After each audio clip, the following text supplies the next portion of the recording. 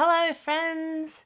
Yesterday I went to the careers service. I've done 3 degrees and have never been to a one-on-one careers service appointment before, so it was kind of a new thing for me. I wanted to just talk briefly about what happened in the appointment, whether I found it helpful, and think about some next steps for my long-term career planning. To start with, make sure you check out how your careers service books appointments. At SOAS, there are several different types of appointments, but when I went in to talk to them during reading week in person, they suggested I start with a 15-minute general appointment. This was my first contact with the career service, and it was really helpful. At SOAS, these appointments are booked on the day from 10 a.m. in person, by phone, or by email on a first-come, first-served basis. At the beginning of my appointment, I explained my situation to the advisor as succinctly as I could. If you know anything about me, you'll know that my situation is a little bit unusual. Even though there was a note on my appointment booking that I have a PhD, the advisor did question whether this was a typo. After I explained a little bit, she asked me some questions about what made me want to switch fields. I was honest with her about having been bullied, and we had a collective whinge about young promising women being essentially forced out of the academy by men, what kinds of positions I wanted to go into, what kinds of subfields I was interested in, and just generally trying to get an idea about what brought me to the point I was at, why I'd come to the career service, that is, what she could do to help me, and where I wanted to see myself going in the future.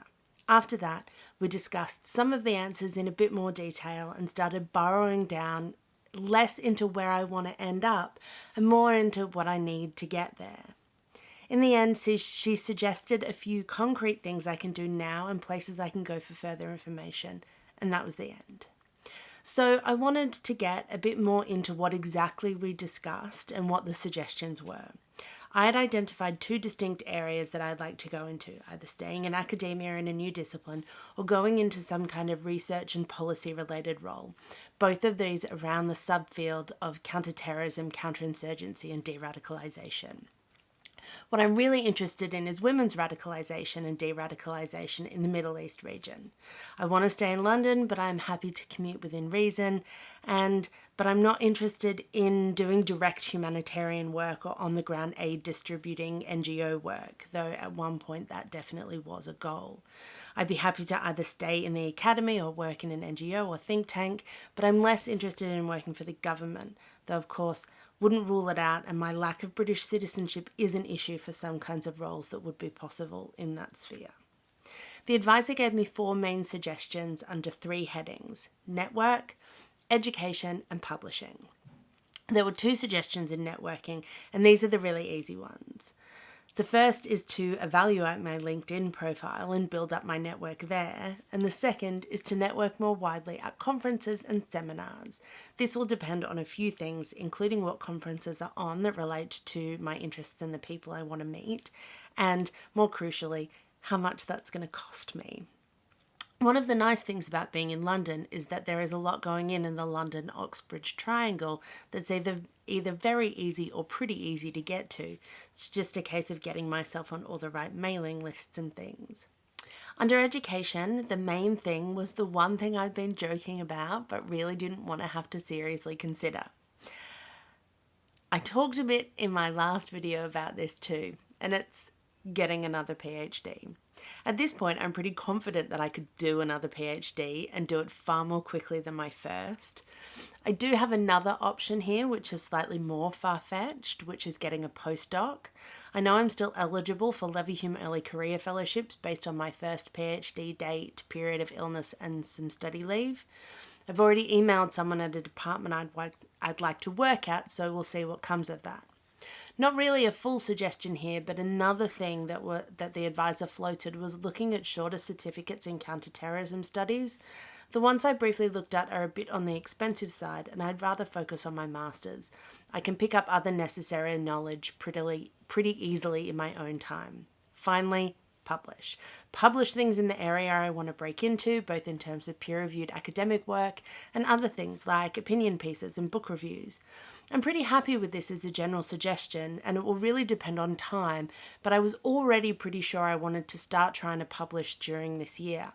I'm going to try and make an appointment with the convener of my program to talk through some options here. So that was pretty much it. My appointment was only 15 minutes, but we managed to cover a good amount of stuff, and even just having someone to talk openly about my goals for the future with led to some clarity in my mind about what it is I want to do. For instance, I hadn't actually realised that I was as averse to humanitarian work as I am until I said it to the advisor. Do I wish I'd gone to see a careers advisor earlier? Well, no. Before this year, I knew exactly what I wanted to do. And my research supervisors at every level, and particularly at Masters and PhD, were probably as good, if not better, at giving advice for breaking into the academic market as an ancient historian. My PhD supervisor in particular was really helpful in this respect, and although we didn't often speak explicitly about my career, it was always something that was in the background of my studies. Am I glad I went now? Definitely. It really did help clarify a lot of things in my mind, and at a point where I have been getting some conflicting information from people that I trust but perhaps don't know the area as well, it was really helpful to have someone to talk to. So I would really suggest going to see your careers advisor if you're feeling lost about what it is you want to do, and just as importantly, if you know exactly what you want to do but you want some help figuring out how to get there. I'm not really any closer to the end point, but at least now I have a bit of a map. As always, if you've got any questions or anything you'd like me to cover about university or academic life, leave a comment below. And have a lovely day. Thanks for watching.